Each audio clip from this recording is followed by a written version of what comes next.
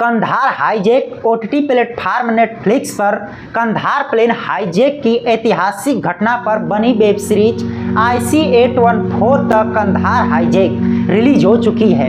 इस web series में भारत के सबसे बड़े प्लेन हाईजैक की घटना को दिखाया गया है, जिसकी वजह से देश की सरकार को आतंकियों की सारी शर्तें माननी पड़ी थी।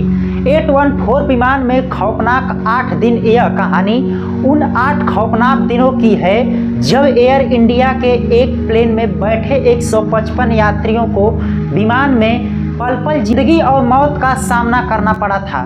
बात 24 दिसंबर 1999 की है।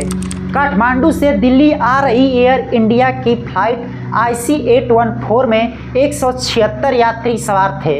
इसी विमान में आतंकवादी भी यात्रियों के वेश में चढ़ गए थे। जैसे ही विमान भारतीय वायु सीमा में घुसा, हाईजैकर्स खड़े हो गए और पूरे विमान को अपने कब्जे में ले लिया। उन्होंने पायलट और यात्रियों पर बंदूकें तान दी और विमान को पाकिस्तान की तरफ मोड़ दिया। हाईजैकर्स विमान को अफगानिस्तान ले जाना चाहते थे, लेकिन प्लेन में इतना ईंधन नहीं था, इसलिए उसे कुछ समय के लिए अमृतसर एयरपोर्ट पर उतारा गया।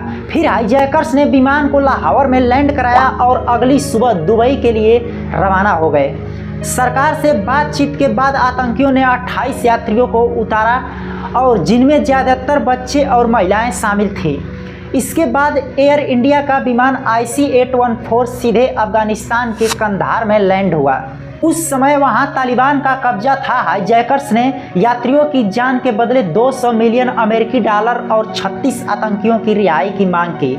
वहीं दूसरी ओर प्लेन हाईजैकर्स की खबर देश में हड़कंप मच गया था। तत्कालीन प्रधानमंत्री अटल बिहारी वाजपेयी ने कई स्तरों की बैठक की और इस मामले से निपटने का हल निकालने में लग गए। उधर भारत के कहे बिना तालिबान के हस्तक्षेप के बाद हाईजैकर्स ने अपनी कुछ मांगे कम कर दी। अंत में भारत सरकार ने भी यात्रियों की बदले 3 आतंकवादियों को छोड़ने का फैसला किया, जिसे लेकर आज भी आलोचना की जाती है। हालांकि अटल सरकार के पास कोई और विकल्प नहीं था। इन 3 आतंकियों की हुई थी रिहाई और हाईजैकर्स के 8 दिन बाद 31 दिसंबर 1999 की रात अपहरणकर्ताओं और सरकार के बीच समझौता हुआ और 155 यात्रियों को रिहा करा दिया गया। बंधकों को एक स्पेशल विमान से भारत लाया गया।